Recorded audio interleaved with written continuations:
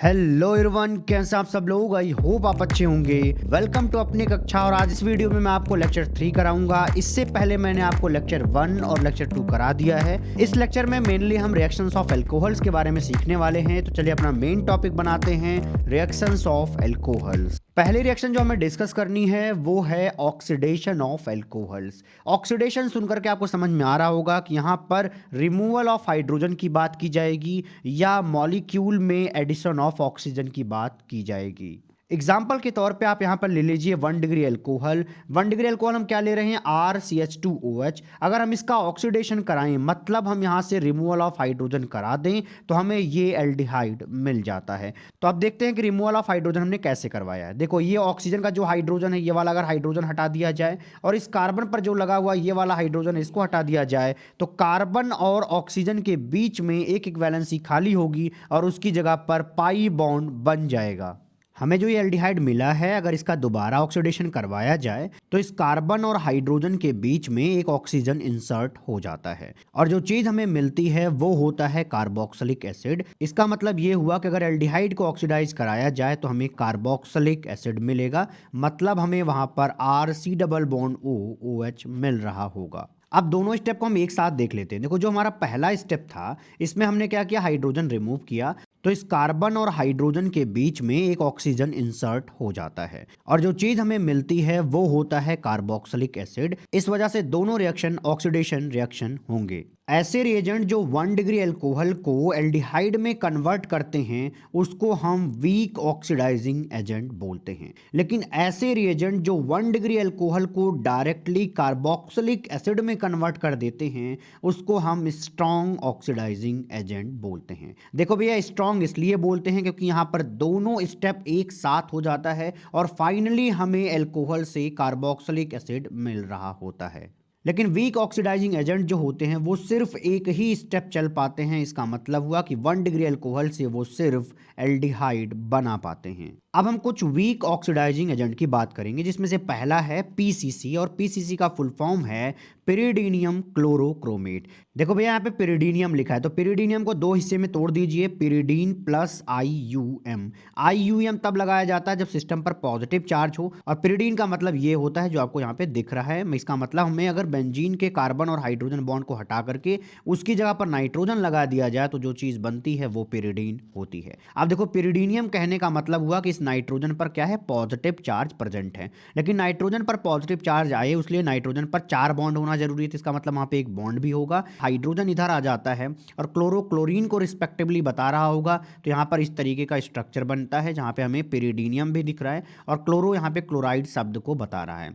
Chromate लिखा है, इसका मतलब हुआ यहाँ पर CrO3 प्रेजेंट होगा। तो ध्यान देना है, जो अभी चीज़ हमें यहाँ पे दिख रही है उसी को हम पिरिडीनियम क्लोरोक्रोमेट बोलते हैं और पिरिडीनियम क्लोरोक्रोमेट एक्चुअली पिरिडीन, CrO3 और HCl का मिक्सचर होता है। सेकंड रिएजेंट है CrO3। इसका मतलब अगर कहीं पर CrO3 दिया जाए तो वहां पर उसको वीक ऑक्सीडाइजिंग एजेंट की तरह ट्रीट करना है।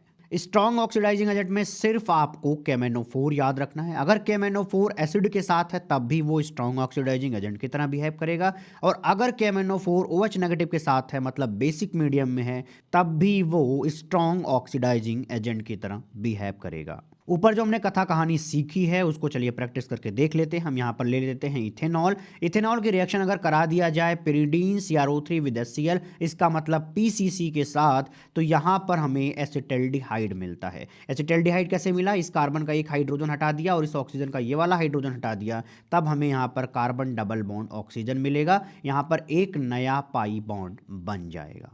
अगर इथेनॉल की रिएक्शन CrO3 के साथ करवाई जाए तो हमें वहां पर CH3C डबल बॉन्ड OH मतलब एसिटल्डिहाइड मिल जाएगा और इसी इथेनॉल की रिएक्शन अगर KMnO4 के साथ कराई जाए तो डायरेक्टली हमें ये एसिड मिलेगा जिसका नाम है एसिटिक एसिड, जो कि है क्या, CH3COOH। अगर इथेनॉल की रिएक्शन KMnO4 विद H+ कराया जाए तब भी हमें वही एसिटिक एसिड मिल जाता है। अब हम 2 डिग्री अल्कोहल के ऑक्सीडेशन की बात करेंगे। देखो भैया, ये हमारा 2 डिग्री अल्कोहल है। इस कार्बन पर 2 R ग्रुप लगे हुए हैं। इस कार्बन पे एक हाइड्रोजन होगा और सामने जो ऑक्सीजन है उस पर भी एक हाइड्रोजन होगा। ऑक्सीडेशन करते वक्त हम ये दोनों हाइड्रोजन हटा देंगे तो कार्बन और ऑक्सीजन के बीच में हमें एक नया बॉन्ड पाई बॉन्ड के रूप में मिल जाएगा। अब ये जो चीज मिली उसको ध्यान से देखो तो इस कार्बन पे क्या दिख रहा है हमें, 2 R ग्रुप और कार्बन पर डबल बॉन्ड O। इसका मतलब क्या है, ये कीटोन है। क्या कीटोन को दोबारा ऑक्सीडाइज करके कार्बोक्सिलिक एसिड बनाया जा सकता है? तो जवाब है नहीं, क्योंकि कार्बोक्सिलिक एसिड बनाने के लिए हमें कार्बन पर हाइड्रोजन का प्रेजेंस चाहिए। इसका मतलब अगर ये एल्डिहाइड होगा तभी वो कार्बोक्सिलिक एसिड में कन्वर्ट हो पाएगा। तो इस बात को याद रखिएगा कि कीटोन कभी भी ऑक्सीडाइज होकर के कार्बोक्सिलिक एसिड नहीं बनाते।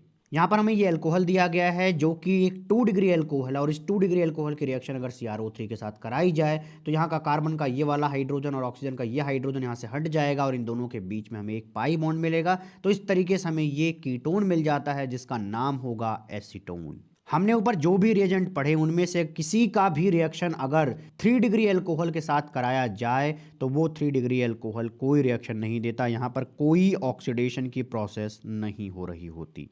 अब सवाल ये है कि हमारा ये ऑक्सीडेशन हुआ क्यों नहीं? सिंपल सी बात, क्योंकि इस कार्बन पे 3 R ग्रुप लगे हुए हैं, कोई भी हाइड्रोजन मौजूद नहीं है, और अगर हाइड्रोजन नहीं है तो रिमूवल ऑफ H2 नहीं हो पाएगा, इस वजह से ये ऑक्सीडेशन नहीं करेगा। ऑक्सीडेशन के अंदर हमें जो अगला रिएजेंट पढ़ना है वो है कॉपर विद 300 डिग्री सेल्सियस। ऐसा ही लिख करके आपके बोर्ड में मिलेगा। आपको क्या जवाब देना है, कैसे देना है, उसको चलिए देख लेते हैं। अगर आपको 1 डिग्री अल्कोहल दिया जाए, मतलब हमने एग्जाम्पल के तौर पे अगर CH3 CH2OH ले लिया और उसकी reaction copper with 300 degree Celsius करा दिया, इसके कहने का मतलब है कॉपर की वायर्स लगाई, उस पर हमने क्या पास कर दिया, इथेनॉल पास कर दिया, और टेम्परेचर हमने 300 डिग्री सेल्सियस रखा। तो जो हमारा ये 1 डिग्री अल्कोहल होता है यह ऑक्सीडाइज होकर के एल्डिहाइड बना देता है, और उस एल्डिहाइड का नाम होगा एसिटल्डिहाइड। इसका मतलब यहां पर ऑक्सीडेशन का प्रोसेस हो रहा है। अगर हम 2 डिग्री अल्कोहल की reaction copper with 300 degree Celsius के साथ करवा दें तो यहां पर भी हमें ऑक्सीडेशन देखने को मिलेगा। यहां से ये दोनों हाइड्रोजन हट जाएंगे और इनके बीच में पाई बॉन्ड मिलेगा, तो इस तरीके से हमें एसीटोन मिल रहा होगा।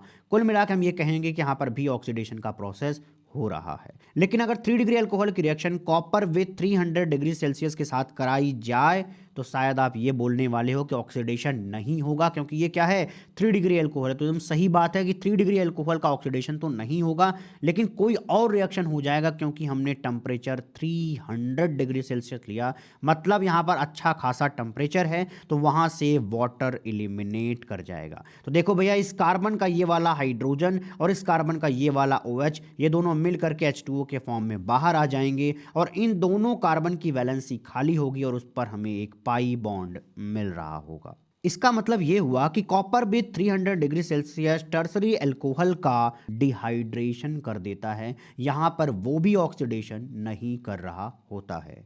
नेक्स्ट इंपॉर्टेंट पॉइंट है एस्टरिफिकेशन। एस्टरिफिकेशन का मतलब होता है फॉर्मेशन ऑफ ईस्टर। ईस्टर बनाने का तरीका होता है कि आप या तो अल्कोहल ले लो या तो फिनॉल ले लो और उसकी रिएक्शन कार्बोक्सिलिक एसिड के साथ कराइए इन प्रेजेंस ऑफ एसिड, तो हमें यहाँ पर ईस्टर मिल जाता है। और ईस्टर जब बनता है तो वहाँ पे हमें स्वीट स्मेलिंग आती है, तो हमें पता चलता है कि हाँ भाई यहाँ पर ईस्टर बन रहा है। अरे भाई, जो कुछ परफ्यूम्स होते हैं उनमें यही ईस्टर्स ही डलते हैं। तो चलिए अब रिएक्शन देख लेते हैं। पहला है ROH reaction with CH3C double bond OOH। अगर हमने H+ के प्रेजेंस में इसकी रिएक्शन करवा दी तो यहाँ पर हमें ये ईस्टर मिल जाता है। इस ईस्टर में जो इस तरफ आपको ये वाला ऑक्सीजन दिख रहा है, ये ऑक्सीजन एल्कोहल के साइड से आता है। याद रखिएगा इस पॉइंट को कि ईस्टर के अंदर जो ये वाला ऑक्सीजन है, ये ऑक्सीजन एल्कोहल का ऑक्सीजन होता है। इस रिएक्शन के अंदर हमें वाटर का एलिमिनेशन कराना है और वाटर का एलिमिनेशन करवाने के लिए COOH से आप OH लेंगे और हाइड्रोजन ले रहे होंगे एल्कोहल वाले पार्ट से। तो इस तरीके से ये हमें वाटर निकलता हुआ दिखेगा और हमें यहाँ पर ये वाला ईस्टर मिल जाएगा। ऐसी ही रिएक्शन फिनॉल के साथ होगी। अगर हम इस फिनॉल की रिएक्शन एसिटिक एसिड के साथ करवाएं और हमने मान लीजिए यहाँ पर कंसंट्रेटेड H2SO4 ले रखा है, तो हमें ये वाला ईस्टर मिल जाएगा जिसमें फिनॉल का ये वाला हाइड्रोजन और ये OH मिल करके वाटर के फॉर्म में बाहर आ जाएंगे। चलिए अगले रिएक्शन देख लेते हैं। यहाँ पे हमें इथेनॉल दिया गया और इथेनॉल की रिएक्शन बोला गया है एसिटिक एसिड के साथ करवाइए इन प्रेजेंस ऑफ H+। तो हमें यहाँ पर ये वाला ईस्टर मिल जाता है। कैसे मिला देख लो भैया, जो हमारा एसिटिक एसिड है वहाँ का OH और ये वाला हाइड्रोजन एक दूसरे के साथ मिल करके वाटर के फॉर्म में निकल के बाहर आ जाएंगे और हमारा ये CH3CH2O जो है COCH3 के साथ कनेक्ट हो जाएगा। तो हमें इस तरीके से यहाँ पर ये वाला ईस्टर मिल जाएगा।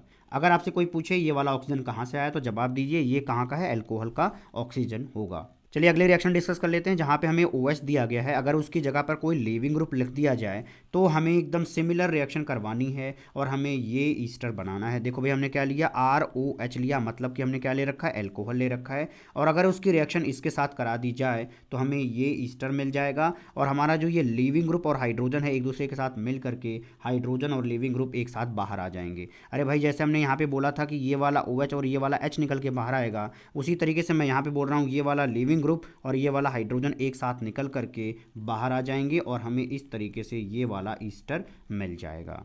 अभी जो हमने रिएक्शन देखी है उसका मैकेनिज्म देख लेते हैं। देखो भैया हमारा ये क्या है, एल्कोहल है। इस एल्कोहल में जो ऑक्सीजन है उसके ऊपर क्या प्रेजेंट है, लोन पेयर प्रेजेंट है। ये लोन पेयर अटैक कर देता है इस कार्बन डबल बॉन्ड ऑक्सीजन के, जो ये हमारा कार्बन का सेंटर उसके ऊपर। क्यों करता है, क्योंकि इस कार्बन के ऊपर क्या रहता है, डेल प्लस चार्ज रहता है और ऑक्सीजन के ऊपर डेल नेगेटिव चार्ज रहता है। जब इस पर अटैक करेगा तो कार्बन और लीविंग ग्रुप का बॉन्ड टूट जाएगा और दोनों इलेक्ट्रॉन उठ करके कहाँ आ जाएंगे, लीविंग ग्रुप के ऊपर आ जाएंगे। अब अगर दोनों इलेक्ट्रॉन लिविंग ग्रुप के ऊपर जाएंगे तो निश्चित रूप से लिविंग ग्रुप के ऊपर क्या आ रहा होगा, नेगेटिव चार्ज आ रहा होगा। और हमारा जो ये R-CO वाला पार्ट है उससे जाकर के RO कनेक्ट हो जाएगा। तो क्या मिलेगा, देखो RO plus hydrogen and CO and R- मिल जाएगा। देखो भैया जो हमारा ऑक्सीजन है उसने क्या दिया था, लोन पेयर दिया था। इस वजह से इस वाले ऑक्सीजन पे हमें प्रोडक्ट साइड में क्या मिलेगा, पॉजिटिव चार्ज मिल रहा होगा। और हमें जो ये लिविंग ग्रुप मिला है, ये लिविंग ग्रुप इसके साथ रिएक्शन करेगा। देखो कैसे करेगा, ये लिविंग ग्रुप का जो नेगेटिव चार्ज है वो अटैक कर रहा होगा इस हाइड्रोजन के ऊपर। तो ऑक्सीजन और हाइड्रोजन के बीच में जो दोनों इलेक्ट्रॉन है वो दोनों इलेक्ट्रॉन जंप करके चले जाएंगे ऑक्सीजन की खोपड़ी पे। अगर ऑक्सीजन की खोपड़ी पे जाएंगे तो उसका प्लस चार्ज न्यूट्रल हो जाएगा और इस तरीके से हमें ये वाला ईस्टर मिल जाएगा। और हमारा जो हाइड्रोजन है वो लिविंग ग्रुप के साथ कनेक्ट होकर के हमें H और लिविंग ग्रुप एक साथ दे रहा होगा। अभी जो हमने ये रिएक्शन सीखा है उसी रिएक्शन का अब हम कुछ एग्जांपल करने वाले हैं। चलिए पहला एग्जांपल कर लेते हैं। यहाँ अगर हम R की जगह पर CH3 ले लें और इस R- की जगह पर CH3 ले लें और इस लीविंग ग्रुप की जगह पर हम यहाँ पे क्लोरीन ले लें तो हमें ये वाला ईस्टर देखने को मिलता है। देखो भैया हमने किया क्या है, ये वाला हाइड्रोजन और ये वाला लिविंग ग्रुप मतलब H और Cl को हमने निकाल के बाहर कर दिया और इतने पार्ट को इस पार्ट के साथ कनेक्ट कर दिया। तो देखो क्या मिल जाएगा, CH3CO CO CH3 मिल जाएगा, मतलब कि हमें ये वाला ईस्टर मिल रहा होगा। आप सोच रहे होंगे सर यहाँ पे पिरिडीन क्यों लिखा है। देखो भैया हमारा जो पिरिडीन होता है ना वो होता है बेस, ये बेसिक नेचर का, इसका मतलब वो क्या चाहता है, एसिड से रिएक्शन चाहता है। तो यहाँ पर क्या प्रेजेंट है, एसिड प्रेजेंट है। जो हमारा ये HCl है ये पिरिडीन के साथ रिएक्शन करता है और सॉल्ट बनाता है। इस वजह से हमारी रिएक्शन कहाँ जाती है, फॉरवर्ड डायरेक्शन में जाती है, क्योंकि ये हमारा जो प्रोडक्ट HCl होता है वो खत्म होने लग जाता है। तो पूरी रिएक्शन पूरी तरह से कहाँ जाएगी, फॉरवर्ड डायरेक्शन में जाती है। एक्चुअली क्या होता है, जो ये वाली रिएक्शन होती है ये थोड़ा सा रिवर्सिबल नेचर की होती है। तो इस रिवर्सिबल नेचर को खत्म करने के लिए हमने क्या किया, H और लिविंग ग्रुप की कंसंट्रेशन को खत्म कर दिया, तो ये रिएक्शन रिवर्स जा ही नहीं पाएगी। यही काम हमने यहाँ पे कर रखा कि HCl और पिरिडीन की रिएक्शन करवा दी, तो ये रिएक्शन कहाँ जाएगी, फॉरवर्ड डायरेक्शन में जाएगी और हमें ये ईस्टर मिलता रहेगा। अगला एग्जांपल देख लेते हैं। यहाँ पे अगले एग्जांपल में लिखा है सैलिसिलिक एसिड। तो पहले भैया समझो सैलिसिलिक एसिड क्या होता है। बेंजीन के ऊपर अगर COOH लगा हुआ है तो उसको क्या बोलते हैं, बेंजोइक एसिड बोलते हैं। बेंजोइक एसिड के ऑर्थो पोजीशन पर अगर OH लगा हुआ है तो हम उसको क्या बोलेंगे, सैलिसिलिक एसिड बोलेंगे। अब जो हमारा ये सैलिसिलिक एसिड है जब वो एसिड एनहाइड्राइड के साथ रिएक्शन करता है तो हमें ये ईस्टर दे रहा होता है। इस ईस्टर का एक बार नाम देख लेते हैं, क्या है, एसिटाइल सैलिसिलिक एसिड है। तो देखो भैया यहाँ पे हुआ क्या है, ये वाला हाइड्रोजन और ये वाला जो हमारा लिविंग ग्रुप है एक साथ निकल करके हमें क्या देते हैं, एसिड देते हैं।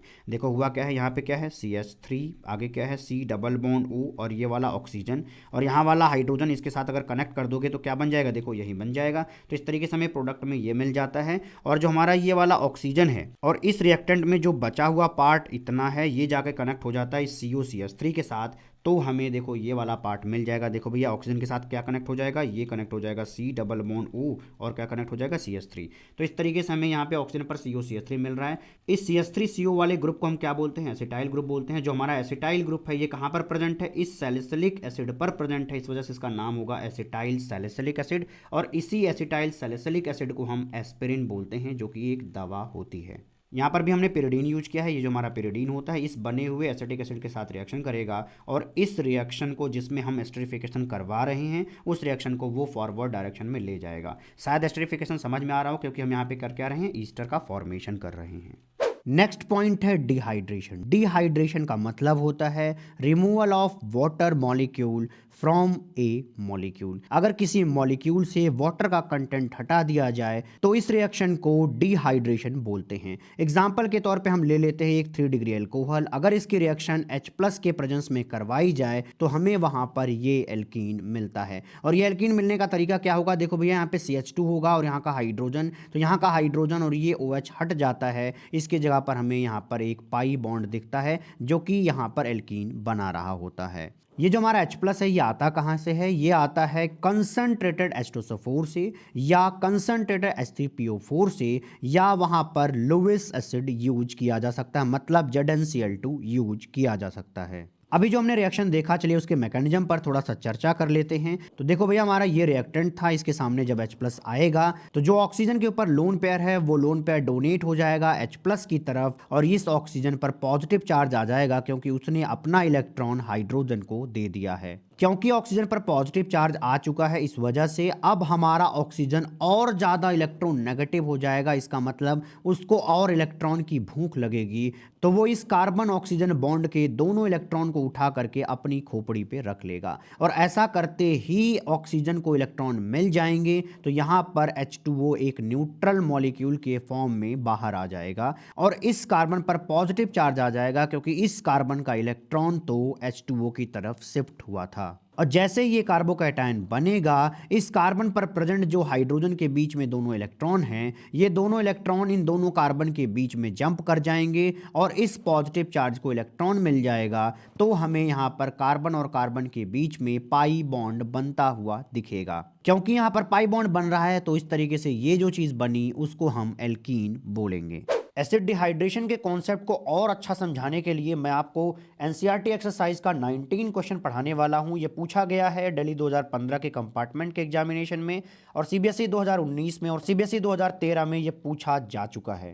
क्वेश्चन नंबर 19 पे आते हैं। यहाँ लिखा है write the mechanism of acid dehydration of ethanol to ethene. हमें यह बताना है कि इथेनॉल से हम ईथीन कैसे बनाएंगे, क्या यूज़ करना है, वहाँ पर एसिड डिहाइड्रेशन यूज़ करना है। देखो भैया ये हमारा इथेनॉल है। इथेनॉल की अगर रिएक्शन H+ के साथ कराई जाए और वहाँ पर हीट कर दिया जाए तो हमें ये ईथीन मिल जाता है। इसका मतलब यहाँ से वाटर का एलिमिनेशन होता हुआ दिखेगा और यहाँ पर पाई बॉन्ड बनेगा। तो ये कैसे हुआ, चलिए उसका मैकेनिज्म डिस्कस कर लेते हैं। देखो भैया हमारा इथेनॉल है, इस इथेनॉल में हमारा ऑक्सीजन, इस ऑक्सीजन के ऊपर क्या होगा, लोन पेयर प्रेजेंट होगा और ये लोन पेयर जो है एसिड के H+ पर अटैक कर देगा। अगर अटैक करेगा तो ऑक्सीजन से क्या जुड़ जाएगा, हाइड्रोजन आकर के कनेक्ट हो जाएगा।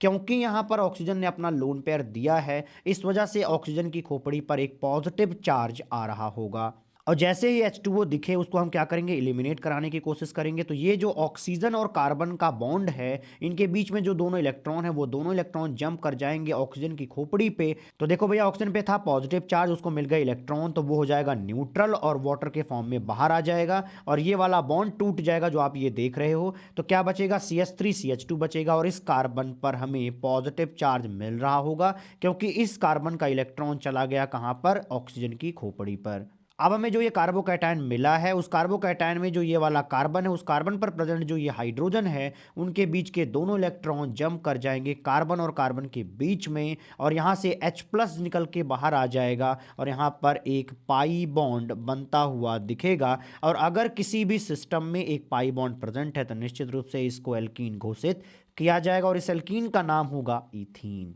अगला जो हमें पढ़ना है वो है ल्यूकस टेस्ट। इसके अंदर हम यूज करते हैं Lucas reagent. ZnCl2 with HCl को हम ल्यूकस रिएजेंट बोलते हैं। इस पॉइंट को आप याद रखिएगा कि ZnCl2 विद HCl को हम क्या बोलेंगे, ल्यूकस रिएजेंट बोलेंगे। जो हमारा ल्यूकस टेस्ट होता है ये यूज किया जाता है 1 डिग्री, 2 डिग्री और 3 डिग्री अल्कोहल को डिस्टिंग्विश करने के लिए, डिफ्रेंशिएट करने के लिए। जो हमारा ल्यूकस टेस्ट होता है ये फिनॉल नहीं देते। तो 2 पॉइंट हो गए यहाँ पे। पहली चीज कि ये 1 डिग्री, 2 डिग्री और 3 डिग्री एल्कोहल्स को डिफरेंशिएट करने में काम आता है। दूसरा कि फिनॉल्स हमारे ये टेस्ट नहीं देते। चलिए इसके रिएक्शन की बात कर लेते हैं। यहाँ पर हम ले रहे होंगे ROH मतलब एक एल्कोहल, उसका रिएक्शन करवा देंगे ल्यूकस रिएजेंट के साथ, मतलब कि ZnCl2 विद HCl। फिर जो हमारा ROH होगा वो कन्वर्ट कर जाएगा RCl के अंदर। जब सॉल्यूशन के अंदर एल्काइल हैलाइड बनता है तो वो हमें टर्बिडिटी के फॉर्म में दिखता है। अब सवाल आपके मन में होगा कि ये टर्बिडिटी क्या है, तो चलिए अब समझते हैं कि ये टर्बिडिटी क्या होती है। टर्बिडिटी का डिफिनेशन होता है कि turbidity is a measure of degree to which the water loses its transparency due to the presence of suspended particles. इसका मतलब ये हुआ कि किसी सॉल्वेंट में अगर सस्पेंडेड पार्टिकल्स प्रेजेंट हैं सॉल्यूट के, तो उसकी ट्रांसपेरेंसी कम होने लग जाएगी और इसी को मेजर करने का जो तरीका है उसी को हम टर्बिडिटी बोलते हैं। तो यहाँ पर आपके सामने ये 3 सॉल्यूशन दिए गए हैं, इसमें से आप बताइए कि कौन सा ज़्यादा टर्बिडिटी रखता है। तो आपको समझ में आ रहा होगा कि इस वाले में देखो टर्बिडिटी ज़्यादा होगी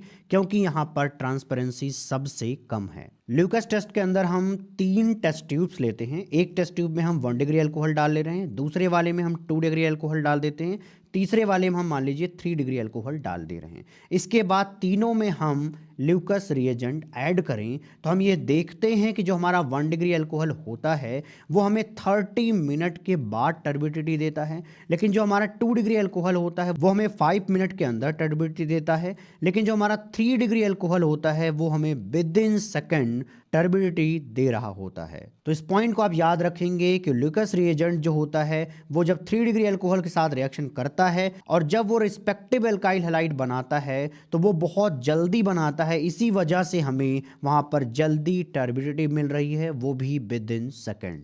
लेकिन जो 1 डिग्री अल्कोहल है जब वो रिएक्शन करता है ZnCl2HCl के साथ तो ये हमारी रिएक्शन थोड़ी स्लो होती है, इस वजह से हमें वहां पर टर्बिडिटी 30 मिनट के बाद मिल रहा होता है। अब हम लौटते हैं उस बात पर जिसमें हमने ये बोला था कि ल्यूकास टेस्ट को यूज करके हम 1 डिग्री 2 डिग्री और 3 डिग्री अल्कोहल को डिस्टिंग्विश कर सकते हैं। जैसे मान लीजिए हमारे पास ये 3 टेस्ट ट्यूब हैं, उन तीनों टेस्ट ट्यूब में से किसी में 1 डिग्री रखा है, किसी में 2 डिग्री है और किसी में 3 डिग्री है, अभी हमें पता नहीं है। तो हम क्या करेंगे, इन तीनों में ल्यूकास रिएजेंट डाल देंगे, मतलब ZnCl2HCl डाल देंगे और हम टर्बिडिटी आने के टाइम को नोट करेंगे। अगर टर्बिडिटी विद इन सेकेंड आती है तो वो वाला जो टेस्ट ट्यूब होगा वो 3 डिग्री अल्कोहल वाला टेस्ट ट्यूब होगा, लेकिन जिस टेस्ट ट्यूब में टर्बिडिटी 5 मिनट के अंदर आती है वो वाला टेस्ट ट्यूब जो होगा वो 2 डिग्री अल्कोहल का होगा, लेकिन जिस टेस्ट ट्यूब से टर्बिडिटी आधे घंटे के बाद आती है वो वाला टेस्ट ट्यूब 1 डिग्री अल्कोहल का होगा। तो इस तरीके से हम 1 डिग्री 2 डिग्री और 3 डिग्री अल्कोहल को डिस्टिंग्विश कर सकते हैं बाय यूजिंग ल्यूकास टेस्ट। इसके पिछले वाले लेक्चर में मैंने आपको फिजिकल प्रॉपर्टीज के अंदर बॉइलिंग पॉइंट पढ़ाया था। अगर उस पर बेस्ड मैं एक क्वेश्चन पूछूं कि orthonitrophenol is more steam volatile than paranitrophenol why, तो इसका कैसे जवाब देंगे, चलिए वो देख लेते हैं। यहाँ पे बोला जा रहा है कि हमारा जो ऑर्थोनाइट्रोफिनॉल है वो ज़्यादा वोलेटाइल है, इसका मतलब उसका बॉइलिंग पॉइंट कम है विद रिस्पेक्ट टू पैरानाइट्रोफिनॉल। तो चलिए ऑर्थोनाइट्रोफिनॉल की शक्ल देख लेते हैं। देखो ऐसा दिखता है हमारा ऑर्थोनाइट्रोफिनॉल। इस ऑर्थोनाइट्रोफिनॉल में जो हमारा हाइड्रोजन है और नाइट्रो ग्रुप का जो हमारा ऑक्सीजन है, इसके बीच में एक इंटरेक्शन होगा जिसको हम हाइड्रोजन बॉन्डिंग बोलते हैं। क्योंकि ये हाइड्रोजन बॉन्डिंग जो है विद इन मॉलिक्यूल हो रहा है, मतलब मॉलिक्यूल के अंदर ही हो रहा है, इस वजह से इस हाइड्रोजन बॉन्डिंग को इंट्रामॉलिक्यूलर हाइड्रोजन बॉन्डिंग बोलते हैं। ऑर्थोनाइट्रोफिनॉल के किसी सैंपल में से मान लीजिए हमने ये 2 मॉलिक्यूल ले रखा है ऑर्थोनाइट्रोफिनॉल्स के, इन दोनों मॉलिक्यूल के अंदर क्या होगा, हाइड्रोजन बॉन्डिंग हो रही होगी, लेकिन आपस में यहाँ पर कोई हाइड्रोजन बॉन्डिंग नहीं हो रही होगी क्योंकि इन दोनों मॉलिक्यूल्स के बीच में ज्यादा अट्रैक्शन फोर्स नहीं लग रहा है। इस वजह से कम टेम्परेचर पर ही ये आसानी से बॉयल हो जाएंगे, आसानी से ही वोलेटाइल हो जाएंगे, मतलब कि वो गैस में कन्वर्ट हो जाएंगे। अब हम लौटते हैं पैरानाइट्रोफिनॉल की तरफ। हमारा पैरानाइट्रोफिनॉल कुछ ऐसा दिखता है। एक पैरानाइट्रोफिनॉल दूसरे पैरानाइट्रोफिनॉल के साथ हाइड्रोजन बॉन्डिंग करता है और बहुत अच्छी खासी हाइड्रोजन बॉन्डिंग करता है। देखिए इस वाले मॉलिक्यूल में जो ये नाइट्रो ग्रुप है उसका ऑक्सीजन, इस वाले मॉलिक्यूल के OH ग्रुप का जो हाइड्रोजन है, उनके बीच में ये वाला इंटरेक्शन होता है और जो ये इंटरेक्शन यही यहाँ पर हाइड्रोजन बॉन्डिंग है। इसका मतलब ये हुआ कि एक ऑर्थोनाइट्रोफिनॉल का मॉलिक्यूल दूसरे मॉलिक्यूल के साथ इंटरैक्ट हो रहा है, तो इस वजह से यहाँ के हाइड्रोजन बॉन्डिंग को इंटरमॉलिक्यूलर हाइड्रोजन बॉन्डिंग कहते हैं। अब मान लीजिए जो हमारा ये वाला मॉलिक्यूल है ये एक दूसरे मॉलिक्यूल के साथ हाइड्रोजन बॉन्डिंग करेगा, तो ऐसे बहुत सारे मॉलिक्यूल एक दूसरे के साथ एसोसिएट हो जाएंगे, जुड़ जाएंगे बाय इंटरमॉलिक्यूलर हाइड्रोजन बॉन्डिंग। जब ऐसा होगा तो वहां पर क्या बन जाएगा, एक एसोसिएशन ऑफ मॉलिक्यूल्स बन जाएगा, जिसकी वजह से हमें ज्यादा टेम्परेचर दे करके इनको तोड़ना पड़ेगा और तोड़ करके इनको गैस में कन्वर्ट कराना पड़ेगा अगर हम इसको बॉयल कराना चाहते हैं। इसका मतलब ये हुआ कि अगर मॉलिक्यूल्स के बीच में अट्रैक्शन फोर्स ज्यादा होगा तो हमें ज्यादा टेम्परेचर देना पड़ेगा। अगर ज्यादा टेम्परेचर देना पड़ेगा तो इसका मतलब वहां पर बॉइलिंग पॉइंट ज्यादा होगा। आपने जो ऊपर क्वेश्चन देखा वो दिल्ली 2019 में और सीबीएसई 2014 में पूछा गया है। आई होप आपको ये एक्सप्लेनेशन समझ में आया होगा, आपको मजा आया होगा। चलिए कुछ लाइनें पढ़ के बता देता हूँ। लिखा है orthonitrophenol is more steam volatile. अच्छा, ये स्टीम शब्द क्यों यूज किया जा रहा है? क्योंकि हम इन दोनों को अलग करने के लिए स्टीम डिस्टिलेशन प्रोसेस यूज करते हैं, इस वजह से यहाँ पर स्टीम शब्द यूज किया जा रहा है। तो लाइन को दोबारा पढ़ते हैं। लिखा है orthonitrophenol is more steam volatile due to intramolecular hydrogen bonding while paranitrophenol is less volatile due to intermolecular hydrogen bonding which causes the association of molecules. चलिए अल्कोहल्स के कुछ और रिएक्शन देख लेते हैं। इसमें से पहला रिएक्शन है रिएक्शंस विद एचएक्स। एचएक्स कहने का मतलब हुआ कि HCl, HBr या HI के साथ रिएक्शन कराना हो सकता है। किसके साथ? अल्कोहल के साथ।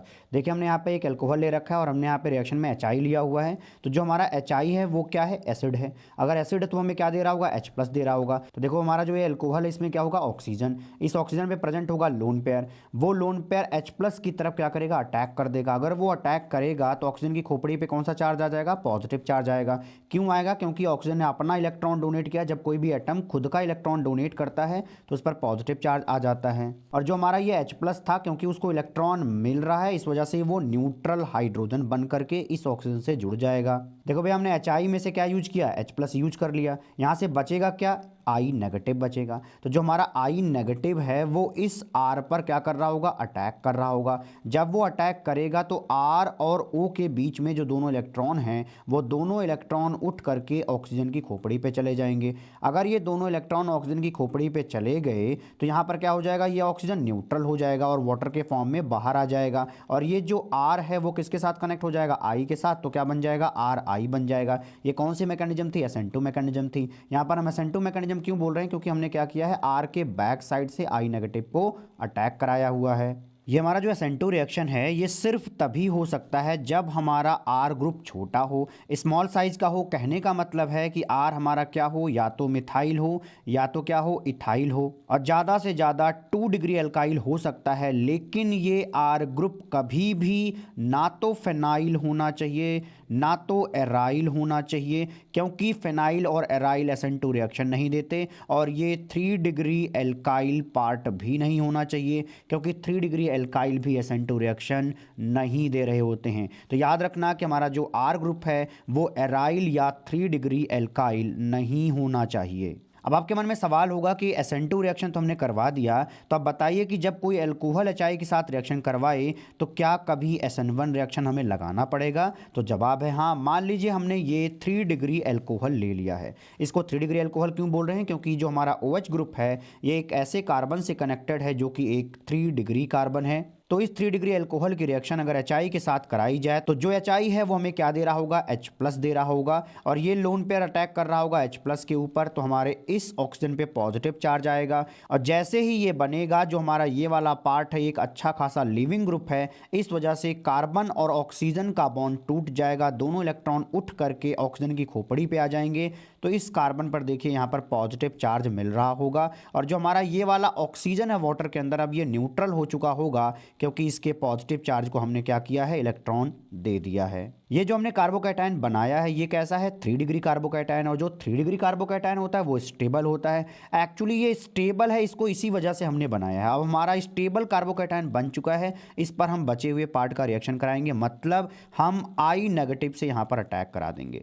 जब I नेगेटिव इस पर अटैक कर रहा होगा तब देखिए आयोडीन और कार्बन के बीच में एक बॉन्ड बन जाएगा और हमें यहाँ पर 3 डिग्री एल्काइल आयोडाइड मिल रहा होगा। तो देखो भैया इस वाले रिएक्शन में हमने क्या किया? SN1 मैकेनिज्म को फॉलो कराया। अब आपके मन में सवाल होगा सर इसको हमने SN1 मैकेनिज्म क्यों घोषित कर दिया? मेरे भाई क्योंकि हम क्या कर रहे हैं, यहाँ पर रिएक्शन इंटरमीडिएट कार्बोकैटायन बना रहे हैं। और कार्बोकैटायन का बनना ही SN1 रिएक्शन की तरफ आपको ले करके जाएगा। चलिए अगला रिएक्शन देख लेते हैं। लिखा है reaction with SOCl2, PCl3, PCl5। इन सारे रिएजेंट को देख करके आपके खोपड़ी में बत्ती जलनी चाहिए कि यहाँ पर SN2 मैकेनिज्म होने वाला है।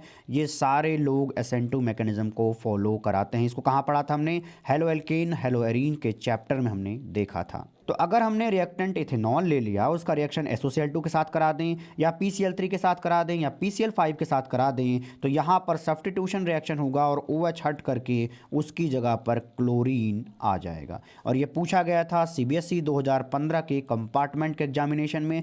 जिसने भी SN2 मैकेनिज्म के ऊपर जो लेक्चर मैंने बनाया हुआ है हेलो एल्केन एंड हेलोरीन्स में, उसको देखा होगा तो यहाँ पर उसको तकलीफ नहीं हो रही होगी। अगर डिहाइड्रेशन के अंदर आपको ये रिएक्टेंट दिया हो और उसके रिएक्शन 5% H3PO4 के साथ कराया जाए और वहाँ पर हीट दिया हो, तो वहाँ पर आपको ये एल्कीन बनाना चाहिए। हमने देखिए किया क्या है, यहाँ पर देखिए CH3 है, इस CH3 को हम कर लेते हैं CH2 और यहाँ पर निकाल लेते हैं एक हाइड्रोजन। तो ये हाइड्रोजन और ये OH ग्रुप एक दूसरे के साथ मिल करके क्या बन जाएंगे, H2O बन जाएंगे और वाटर यहाँ से निकल के बाहर आएगा। तो इस कार्बन और कार्बन की एक वैलेंसी खाली होगी और उनकी जगह पे क्या आ जाएगा, नया पाई बॉन्ड आ जाएगा। यहाँ पे हम अपना लेक्चर खत्म करते हैं। मिलते हैं हम आपको अगली वीडियो में, तब तक के लिए खुश रहिए, प्रसन्न रहिए।